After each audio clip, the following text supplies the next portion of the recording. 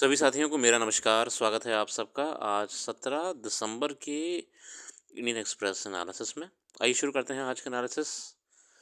पहले पेज में खबर है, उस्ताद ज़ाकिर हुसैन साहब का निधन हो चुका है। 1951 में इनका जन्म हुआ था। 2024 तक अपने हुनर से देश का नाम रोशन करा। तबला माइस्ट्रो कहते हैं इन्हें। श्रीलंका के प्रेसिडेंट साहब इंडिया आए हुए हैं, तो उन्होंने प्रेसिडेंट बनने के बाद पहली बार विज़िट करी है। मिलने के बाद कई बातों पे क्लैरिटी दी है कि इंडियन ओशन रीजन में वो भारत के लिए किसी प्रकार की गलत गतिविधि होने नहीं देंगे उनके धरती से या उनके कोस्ट से। मगर रियलिटी कुछ और ही है थोड़ी सी। अगर हम देखें तो चाइना का बतौर श्रीलंका में एक पोर्ट है और चाइना की एस्पिनाज एक्टिविटीज़ श्रीलंका से, अगर हम बात करें स्पाई शिप्स के बारे में, हाई टेक्नोलॉजी स्पाई शिप्स के बारे में या रेगुलर नेवल मूवमेंट के बारे में, तो वो श्रीलंका से होता रहता है। मगर अब उन्होंने कहा है तो ऐसा हाँ मान लेते हैं कि उनकी बाउंड्री से बिल्कुल भी कोई भी प्रकार की भारत के खिलाफ एक्टिविटीज़ नहीं होंगी। एक दिक्कत बहुत बड़ी है जो आज तक सुलझा नहीं पाए हैं दोनों देश मिलके, वो है आपके जो मछुआरे होते हैं, आपके मछुआरे गलती से श्रीलंकन वाटर्स की तरफ एंटर कर देते हैं, उनके साथ बहुत बुरा ट्रीटमेंट होता है श्रीलंका में। उनको लंबे लंबे समय तक जेल में डाल दिया जाता है और भारत सरकार भी इसमें कुछ नहीं कर रही है। ये बहुत पहले इंडियन एक्सप्रेस में आर्टिकल था कि अगर श्रीलंका से कभी कोई पकड़ा जाता तो हम उन्हें छोड़ देते हैं, बट हमारे अगर मछुआरे गलती से श्रीलंकन बॉर्डर से एंटर कर जाते हैं वाटर्स में मछुआरे, तो उनको श्रीलंकन नेवी या कोस्ट गार्ड्स पकड़ के जेल में डाल देती है और बहुत मुश्किल से छुड़वाती है। ये भी एक समस्या है जो अब उम्मीद की जा सकती है कि नए राष्ट्रपति आने से ये छोटी छोटी दिक्कतें निपटें, कछवीलू आइलैंड्स डिस्प्यूट निपटे और कुछ नया एक नई राह मिले दोनों देशों के बीच में डिप्लोमेसी के रूप में। अगला खबर है दिल्ली से वापस से प्रदूषण बहुत बढ़ता गया है, सीवियर कैटेगरी में आ चुका है। GRAP4 नॉर्म्स लागू करा दिए गए हैं। विंटर में मेरे साथियों ये असल में और इसलिए पॉल्यूशन बढ़ता हुआ हमें दिखता है क्योंकि विंड मूवमेंट भी कम हो जाता है। कई कारण हैं, उनमें से एक ये भी हमको NGT ने बताया था। उस्ताद साहब के याद में आर्टिकल्स आए हुए हैं, आप उन्हें पढ़ लीजिएगा। मैं सिर्फ की आर्टिकल्स पे रहूँगा। India needs to reduce inequality of opportunity, invest in health and education. Taxing wealth of rich could be counterproductive. Economics का आर्टिकल है। फ्रेंच इकोनॉमिस्ट थॉमस पिकेटी कहते हैं right that inequality is in the rich country concern and India shouldn't wait to become richer before addressing what is definitely a serious issue. Whether inequality in India is widened is a moot point. Official household consumption expenditure surveys show a decline in the Gini coefficient between 11-12 to 2023 of rural and urban areas. In other words, consumption inequality is reduced. The same way may not be true with income and wealth inequality, which would well have gone up in the past decade or more. And if so, is in good not just from an honest political but also economic standpoint. देखिए अब वैसे भी देख रहे हैं कि income inequality होना बहुत बड़ी समस्या है समाज के लिए, विशेषकर भारत के लिए, और इससे हमारे इकोनॉमिक डेवलपमेंट भी कहीं ना कहीं रुका हुआ है। अब बीते कुछ महीनों पहले आए हुए जो official house hold consumption data था, उसमें देखा था कि अब हमारे कंजम्पशन जो है वो कम हो रहा है। लोग बहुत ही रात रुक के खर्चा कर रहे हैं।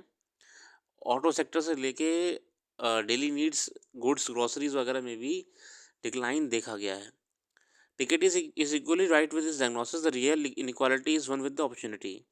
A larger part of India's population suffers from lack of access to quality education, health, nutrition, and sanitation facilities. It makes them less productive. Incomes are ultimately a function of productivity. How much output and value for worker adds more economic activity. अब देखिए आप economic prosperity कैसे लाएंगे? How will you reduce the inequality? It is only possible if we are making that single individual worthy enough to be employed, education के रूप में, health के रूप में, फाइनेंस के रूप में। अगर आप जब तक किसी व्यक्ति को इन चीज़ों के हिसाब से स्किल नहीं देंगे, ट्रेनिंग नहीं देंगे, वो व्यक्ति इस इनइक्वालिटी गैप को पाट ही नहीं पाएगा। हमारा समाज में एक बहुत बड़ा गैप बना रह जाएगा। इसको एड्रेस करना है। Education opportunities, health opportunities and finance, job opportunities. Piketty notes stuck in a low productivity trap that could not contribute to growth nor partake of its fruits. That's all more reason than why India needs to reduce inequality. In this case, opportunity early enough, it was called for increasing public investment in government schools, good schools, hospitals, provisions of clean drinking water and human waste. वही इन्होंने कहा है कि अभी भी ज़रूरत है हमको भारत को कि वो इन्वेस्टमेंट करे सरकारी अस्पताल, गुड स्कूल्स, हॉस्पिटल्स और क्लीन ड्रिंकिंग वाटर में। Where Piketty, however, is wrong in his perception of taxing the wealth and not just incomes of the rich. Much of the four billionaires are held as shares in the companies promoted by them. This paper wealth can be realized only when the shares are sold. अब बाकी रही बात big corporate houses की, उनकी कहानी थोड़ी अलग है। उसको लेके थोड़ा पिकेटी साहब ने एक सही एनालिसिस नहीं करा, ऐसा हमारे लेखक कहते हैं। आगे बढ़ते हैं अन्य आर्टिकल्स की ओर। सीरिया का भी बर्निंग टॉपिक चल रहा है वर्ल्ड में। असद रजीम जाने के बाद से लोग की तमाम क्वेश्चंस हैं माइंड में कि अब वो कब आएंगे, क्या आने का उनके माइंड में है, वगैरह वगैरह। मगर फ़िलहाल तो खुद सीरिया की जनता ने कह दिया है कि असद रजीम जो है, ये परिवार अब ना ही लौटे तो अच्छा है। बाकी साउथ कोरिया के प्रेसिडेंट साहब ने जो 6 घंटे के लिए मार्शल लॉ लगाया था, मतलब लगाया तो उन्होंने लंबे समय के लिए था, अगर वो 6 घंटे ही रुक पाया था यून सिक्योल साहब, तो उनका इम्पीचमेंट प्रक्रिया शुरू हो चुकी है। अभी बहुत लंबा जाएगा समय, मगर फ़िलहाल इम्पीचमेंट प्रक्रिया इनकी शुरू हो चुकी है साउथ कोरिया में। अभी कई महीने लग जाएंगे। यहाँ की जो नेशनल असेंबली है प्रॉपर प्रोसीजर फॉलो करेगा, एक जुडिशल कमेटी बनाई जाएगी और उसके बाद ही इनको इम्पीच कर दिया जाएगा। हालांकि पार्टी इनसे कह रही थी कि आप रिज़ाइन कर दीजिए, ज़्यादा अच्छी होगी। देखिए इम्पीचमेंट वगैरह ना किसी भी पार्टी के लिए बहुत बड़ा दाग बन जाता है, क्योंकि यहाँ पे हम किसी इंडिविजुअल की बात नहीं कर रहे हैं। जिस पार्टी के हैं, पीवीपी पार्टी है, असल में इम्पीचमेंट वगैरह किसी कैंडिडेट का होना उस पार्टी के लिए ताउम्र एक दाग बन जाएगा। मगर इन्होंने पता रिज़ाइन भी नहीं करा। पार्टी लीडर्स कह रहे थे इनसे कि आप रिज़ाइन कर दीजिए, ज़्यादा ठीक है, थोड़ा इज्जत से निकल जाएंगे आप। मगर फ़िलहाल वो रिज़ाइन करने से मना कर दिया उन्होंने, तो इनको इम्पीचमेंट प्रक्रिया शुरू कर दी गई इनके खिलाफ हटाने के लिए। अभी तो लंबी जाएगी, समय लगेगा, मगर इम्पीचमेंट जहाँ तक है हो जाएगा। क्योंकि देखिए किसी भी देश में मार्शल लॉ लगा देना ऐसी बेवजह अपने मन से, ये बिल्कुल भी जस्टिफाइड नहीं है। आगे देखते हैं। Service exports pipe goods for first time in 2024 merchandise deficit record high. Economics को लेकर आर्टिकल्स आप देख लीजिएगा। एक्सप्लेन पेज पे हमारे हैं तो idiopathic pulmonary fibrosis which led to Zakir Hussain death. अब उनको लेके क्या बीमारी थी, किस कारण उनका देहांत हुआ, बताया गया है। ये है idiopathic pulmonary fibrosis. IPF is believed to result from problems in the way the body deals with injuries. The body's healing process plays a critical role in scarring. When the lungs experience injury due to environmental factors like dust, smoke, or infections, or possibly even from autoimmune responses, the body attempts to repair the damaged tissue in a healthy response. This repair is controlled and temporary. However, in the IPF, this repair process becomes dysregulated, and the body overproduces collagen, other fibrous materials, instead of normal lung tissue regenerating. Excessive scar tissue forms which progressively impairs lung function, और lung function इससे आपकी दिक्कत हो जाती है। Dysregulation कहते हैं इसी तरीके से। सिम्टम्स क्या हैं इसके? सिम्टम्स क्या देखने को मिल रहे हैं? Fibrosis causes the lungs to thicken and stiffen. बहुत ही थिक और स्टिफ हो जाते हैं lungs, making the expansion harder and impacting breathing. और जो स्टिफ हो जाते हैं, अब प्रॉपरली ऐसे इन्फ्लेट नहीं हो पाते हैं, एक्सपैंड नहीं हो पाते हैं, इससे ऑटोमेटिकली ब्रीदिंग में समस्या आती है। शॉर्टनेस ऑफ ब्रेथ, फिर सांस कम आना और दम घुटना ऐसा फील होता है।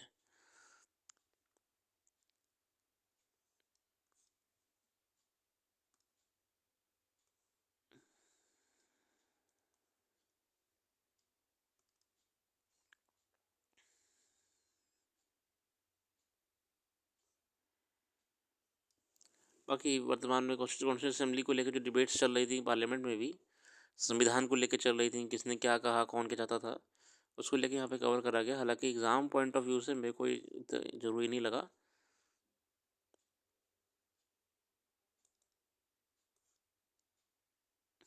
ओवरऑल आज के क्विक एनालिसिस में इतने रखते हैं।